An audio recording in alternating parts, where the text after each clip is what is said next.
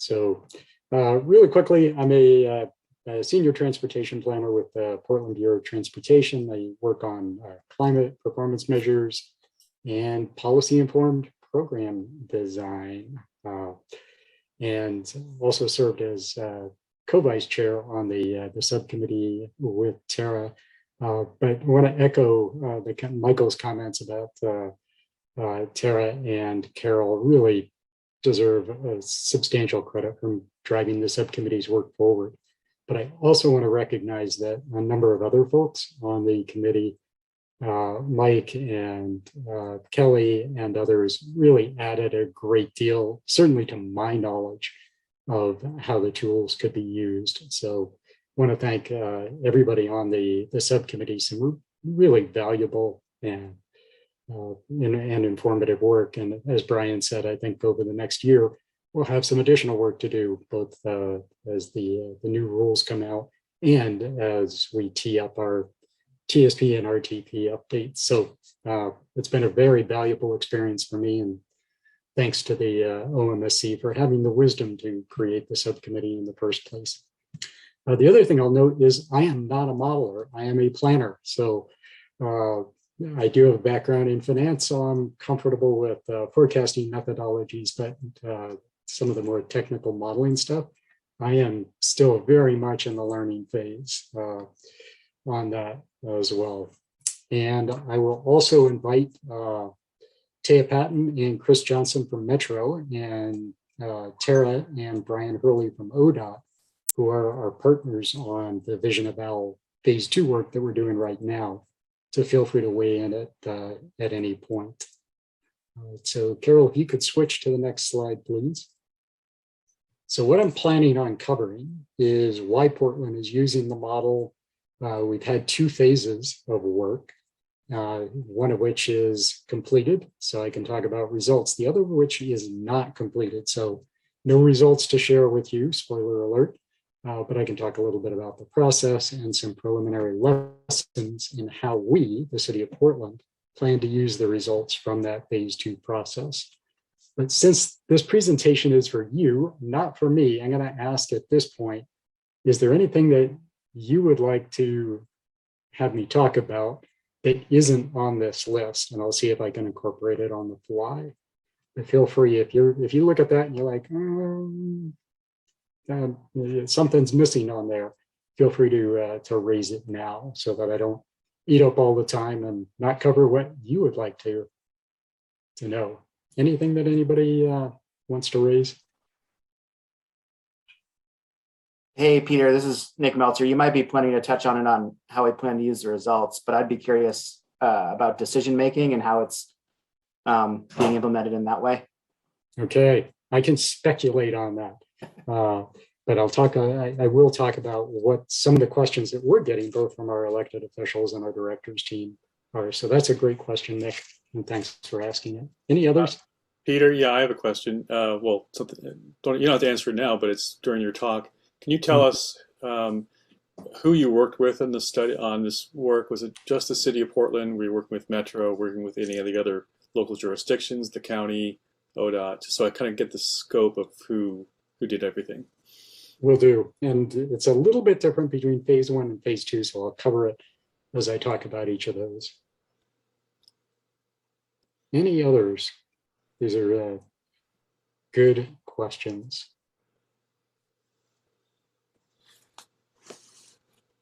Okay, if you think of any, feel free to drop it in the chat, because I think that'll pop up on my screen and I hopefully will be able to read it fast enough. Carol, if you could move to the 3rd slide. So why are we using VisionEval? So I was the Transportation Bureau's lead for the last update of the city's climate action plan back in 2015. So we have a climate action plan. We have, of course, a TSP as well.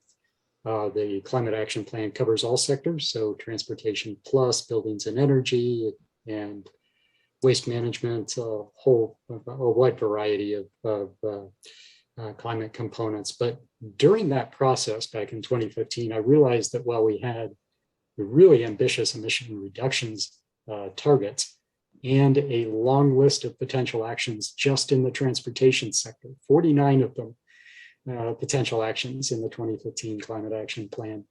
Even though we had that list of actions, we had no quantitative information on which of the 49 to prioritize as most likely to advance us toward our targets. So we just had this really long list, and longer than we, even with a fairly substantial staff, much longer than we would be able to implement in a 5 or 10 year period. So when I was serving as Portland's representative to Metro's Climate Smart Communities process and heard about the original Green Step tool, I was intrigued, and I thought this might be a tool that Portland could use to better understand where we might prioritize our climate actions, whether we're on target to or on track to achieve the targets, and more recently, this gets into the decision-making question that Nick asked about, what we might set as 2025 targets, because our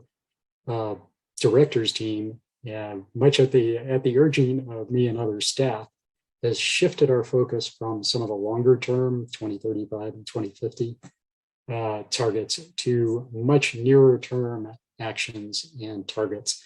And while I have some skepticism about setting really near term targets, I am very supportive of recognizing the importance of near term actions.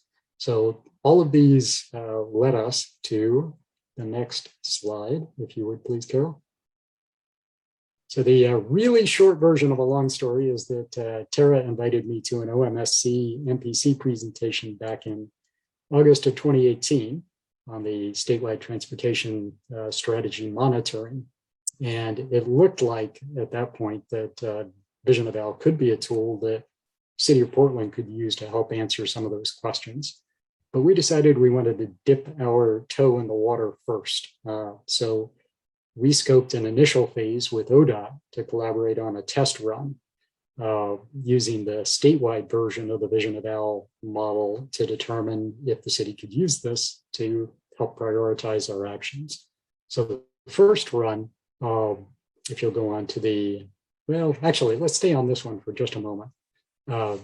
The first phase was using the state model rather than the regional model. And they scaled the state model to the region, which has both benefits of being able to do things fast, but disbenefits in terms of not really understanding what was happening within the city of Portland, and even having some questions about the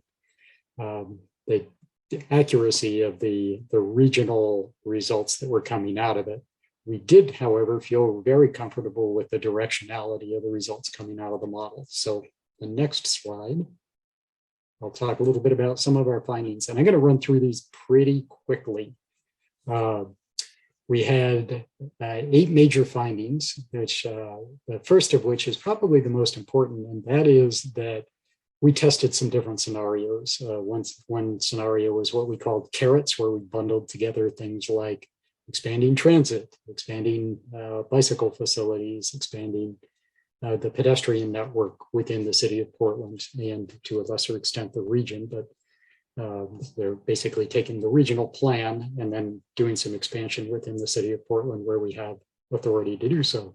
Also implementing expanded employee demand management programs, things like transit passes more widely available for employees, and expanding the Smart Trips program that we have in the city of Portland, where we do individualized marketing, and more recently giving people transportation wallets to increase the likelihood that they'll walk, bike, and take transit.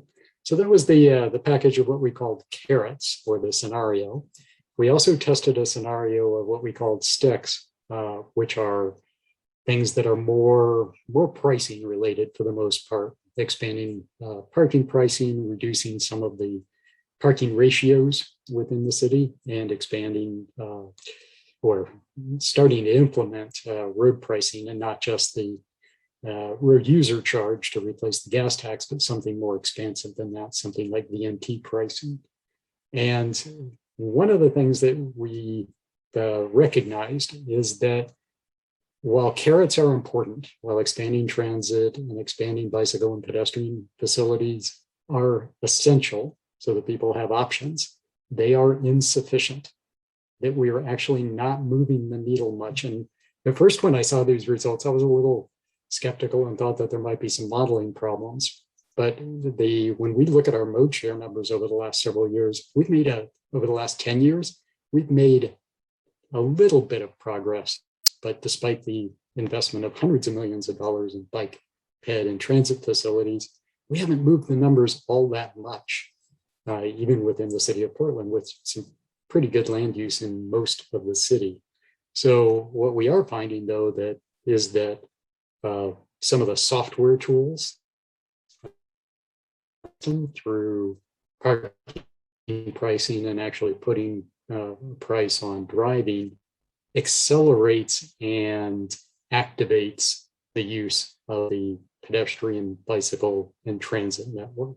So that was a really major finding that helped inform the scoping for our VisionEval 2 work, and it's helping to inform a lot of the work that we're planning on doing as part of our TSP update. So we're going to focus a lot more on policies. The traditional focus has been on projects, and again, while they are essential, they are clearly insufficient if we're going to get to our targets around GHG emission reduction, reducing VMT, improving reliability of travel within the region, or at least within the city of Portland, and expanding equitable access to both options and destinations. If you, Carol, would move on to the next slide, I would appreciate it. So I am not going to read this because you can read it a lot faster than I can say it. But I'm going to highlight a couple of the elements on here. And if you have questions about some of these, we can return to them later. But I'll put a big asterisk on it, that since this was the statewide model scaled to the region, that some of these findings may be different in VisionEval 2 than they may be in VisionEval 1. I will, however, highlight the second finding, which is early action, that because emissions build up in the atmosphere and because of things like ensuring equitable access to destinations and options, that early action is really critical to both reducing VMT and greenhouse gas emissions while expanding equitable access. It's one of the lessons that we took to leadership and has helped to shift that focus from 2050 and 2035 to 2025 and 2030. And I'll also point out that one of the other elements that was somewhat surprising is that number 5, truck emissions continue to rise pretty substantially over time. And while we're driving down passenger vehicle emissions through strategies like pricing and land use and fleets and fuels, the truck emissions continue to increase pretty substantially to the point that they exceed those from cars by about 2045 or 2050. So just a heads up that as the state is doing through the advanced heavy truck rules, but also probably through through the clean fuels work, this is an area that we should probably be focusing more on, and certainly is something that the city of Portland is attempting to focus on in our 2040 freight update. I'll also point out that the 8th item, electrification, is one that's going to need some more work. Tara pointed out that the research is mixed on this topic. The model showed that as electrification, particularly of passenger vehicles, increases, it reduces operating costs, which when people pay less to operate a vehicle, might drive more. But that's something we need to look into more closely, since there's probably conflicting research out there on this. If you would move to the next slide, please, Carol. So phase 2, and to Nick's question earlier about or maybe I think it was Mike's question actually, on the differences between and who our partners were. In phase 1, it was primarily ODOT and PBOT with some support from Metro. In phase 2, we have an agreement between Metro, ODOT, and PBOT to take the regional version of the VisionEval model and apply it to the city of Portland. So a little bit of a shift between phase 1 and phase 2. We're hoping that by collaborating together, the regional model will be available for other jurisdictions in the metro region to use, since we will have populated it with the best data that we have at this point in time, and also identified where there might be some needed improvements in the model. So what we're attempting to do in the phase 2 work that's underway right now is to test the effectiveness of specific policy actions. City of Portland's interested in the nearer term focus and what happens within city boundaries and to some extent across the region, because if I'm taking a trip to the coast, I'm traveling through other jurisdictions, and if somebody's working downtown, they're traveling into the city of Portland. So we recognize that there is a substantial amount of intra-jurisdictional travel within the metro region. We also want to see if we're on track toward the city's targets and the region's targets, as the city of Portland doing our share to help the region achieve the target rule that was adopted a few years ago. And I'm not going to talk about phase 3 at this point in time, because it's we want to finish up phase 2. So I do want to specifically thank both Taya Patton and Chris Johnson from Metro and Taya put an enormous amount of work into populating the reference case for the region. So what a big shout out to Taya on that, as well as both Tara Widener and Brian Hurley from ODOT for some really substantial and thoughtful contributions for getting us to the point that we are at this point in time. And Taya, if you want to say anything at this point, feel free to do so, or later on is whenever you want to say anything. I'm not sure I have any comments at this point, but thanks for the acknowledgement, Peter, and perhaps soon we'll have some interesting results to share.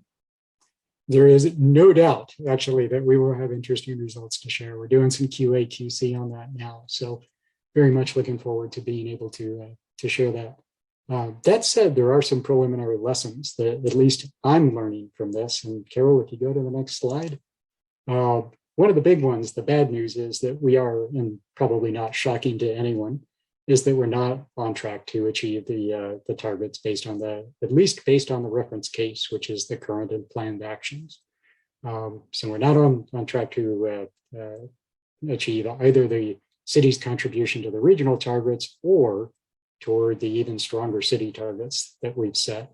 The good news is that we can make substantial progress toward the targets, especially if we're willing and able to implement some of the more powerful local and regional levers to reduce both BMT and GHG, things like BMT pricing. And I'll note that the Portland City Council adopted and directed PBOT to start working on implementation of a pretty expansive set of pricing measures. It's part of a project called the Pricing Options for Equitable Mobility, or POEM.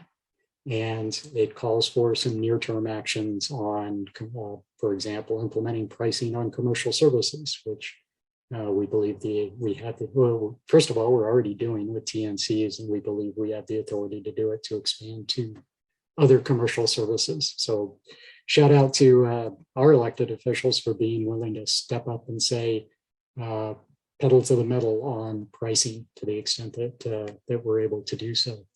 We'll also probably need to expand our parking regulations and our parking pricing, which was recognized in the POEM task force recommendations. And we did get support from a substantial cross-section of the community, including the BIPOC community, low-income community, youth, and others that were part of the POEM task force. We're likely to need pretty substantial transit service increases if we're going to get anywhere near the target. We're also finding that particularly aggressive or financial incentives for both households and employees is one of the more effective strategies, as well as incident management on the freeways, going back to the question that I think Jeff asked earlier about the non-day, non-recurring traffic. So that's another one that looks like it's coming out as one of the more powerful regional and local levers. And I saw that somebody put something in the chat, but I wasn't reading it fast enough. Is it a question for, let's see, Peter, does VE have the pandemic teleworking lever?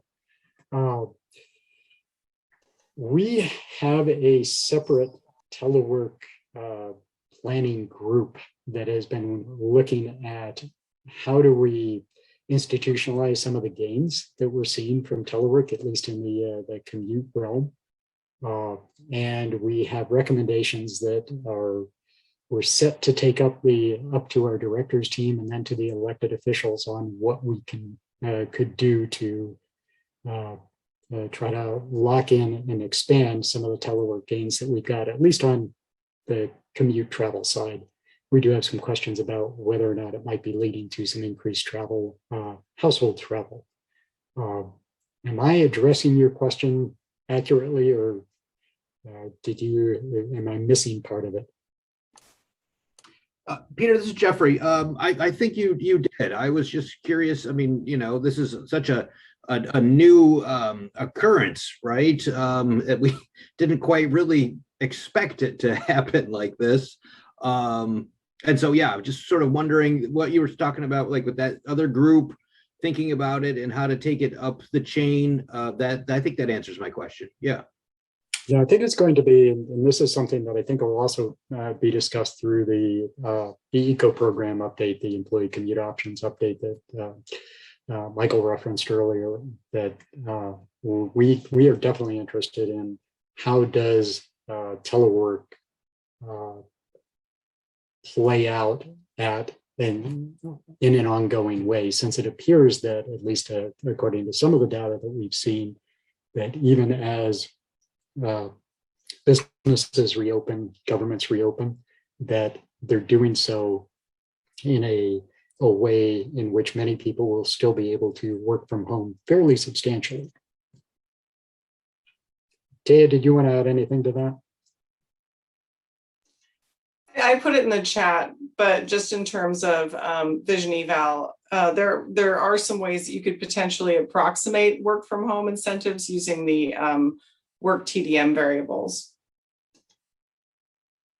Thank you. Final thing I'll mention on some of the preliminary lessons that at least I'm learning is that there are some improvements that, like any model that needs improvements, there's some areas that we would like to contribute to in terms of strengthening the model, particularly around commercial services. And one of the other pandemic issues that's I think we're all aware of is the dramatic increase in urban delivery, food delivery, package delivery, as well as significant changes in TNC use that we've seen. They were way up, then they were way down. Now they appear to be coming back as well. And also to what extent the VisionEval model is sensitive to changes in mixed use, the extent of mixed use. So those are just a couple areas that we've identified preliminarily as areas to dig into a little bit more. And I see a question here on notable changes in biking and walking volumes. I don't know that we have, at least I don't have data yet on whether or not that's the case. We're just returning to starting to do some of the bike and ped survey work that we traditionally did annually and suspended during the pandemic. So I wish that I had more information to share with you on that, but we're gearing up to restart our annual bicycle count and expanding our pedestrian counts as well. We do know that, particularly for BIPOC communities, that there is an ongoing perception that preceded COVID about the safety of walking, bicycling, and transit. And we did issue a report, Walking While Black, last year that you may want to take a look at, that I'd be happy to share with you. Okay, Carol, if you would move to what I think is my last slide, which is how we plan to use the results. And I think this might, hopefully we'll get at Nick's question from the outset. So PBOT's directors team has asked, what are the top actions that we need to take to reduce VMT and greenhouse gases from transportation over the next few years? And a secondary question is, how do we set near-term reduction targets? And by near-term, they were talking about very near-term. I recentering them on at least 2025. But what we're planning to do is to inform both our strategic plan, which is a near-term plan, 3 to 5 year plan, and our longer-term transportation system plan, the update of which is we are just starting it now, as well as helping us determine where we are and where we're likely to be in 2030, 2035, et cetera, based on current plans if we don't change particularly the software, the pricing software that helps run the system. Where would we be at that point? So evaluating those progress toward those targets, and particularly helping us prioritize what are the 5 top actions that we could take over the next several years. So what I anticipate is that we'll be taking our recommendations to our directors team sometime probably in November, possibly in early December. They would like to make some decisions by the end of the year and then bring that to Portland City Council in early 2022. So it's a pretty ambitious timeline, and we could see action by spring 2022 from Portland City Council on at least the top near-term actions that we're recommending, or at least on some of the top near-term actions that we're recommending. So with that, I'll take or attempt to answer any questions.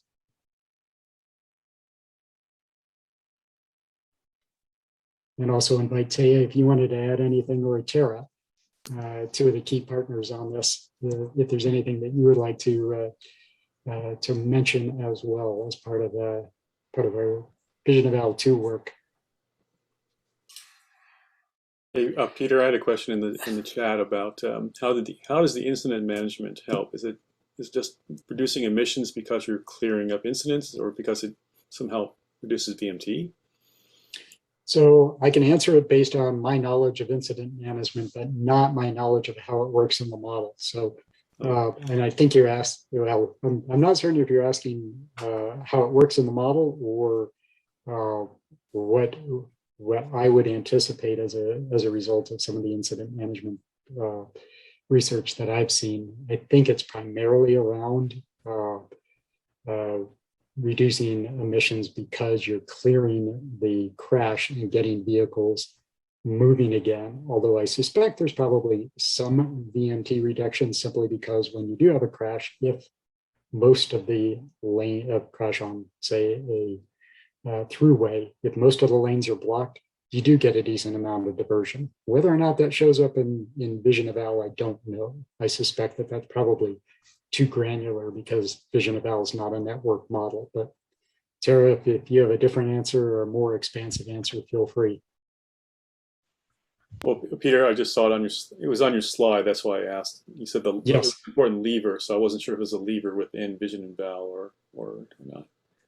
We did find that when we did expand, we tested a pretty substantial expansion of incident management, as well as signal coordination as 2 of we did some sensitivity testing on both of those. The incident management, my recollection was significantly more powerful in reducing GHG in the model. Okay, thanks. And this is Tara. I can just chime in there a little bit. It definitely is several levers in the model. I think there's 2 freeways and 3 freeways and 2 arterials. And basically the benefits are coming from what Peter's saying, the incidents are being cleared. So you're getting back to sort of the optimal speed rather than the idling. And also this, the other thing would be that just what they call speed harmonization, where you're not doing the stops and starts in those congested areas. Some of that starts to bleed into some of our advanced vehicles, where we think that they're maybe connected and autonomous. And even if we're not, at level 5 yet, you're still, not having those starts and stops. And that improves speeds, and that goes for the arterials as well, optimizing the signals to limit the idling. So those are the mechanisms in the model that they're improving the speed, and as you improve the speed, the sort of fuel efficiency of the vehicles that are subjected to that speed improve. Thanks, Tara. Jeff, looks like you have a question. Good to Yes. good to see you. Yes, likewise. Good to see you, Peter. This is perhaps not too tangential, but I'm curious. I know the city has very ambitious targets, which is very commendable. Are you thinking you're going to relate, when you talk about your own plan updates, are you thinking that this is going to relate at all to the new TPRs that are going to come out? Or in other words, your work with VisionEval, and are you trying to connect those dots at all, or are you just sort of going ahead and thinking about your plans and investments? Thanks for the easy question, Jeff. Yeah. So first and foremost, we are thinking about the city of Portland's update to the TSP and a variety of other actions, whether it's our telework planning or others that would move us toward trying to achieve our targets. So that's both in the near term through the strategic plan timeline and over the longer term as well. So that is our first focus. We clearly have some substantial interest in how the transportation planning rules are updated, and we've weighed in a couple of times that we think it would be advantageous and are willing to subject ourselves to the process of demonstrating that we can do our share to meet the regional targets as part of the target rule. So that is something that we believe is important, and we're willing to do our part, and would love to see everyone else in the region and the state show that they're doing their part, whether it's through policies or projects. So hopefully that addresses your question. Thanks. Yeah, I know it's not easy, especially since they're still in draft form. So. Other questions?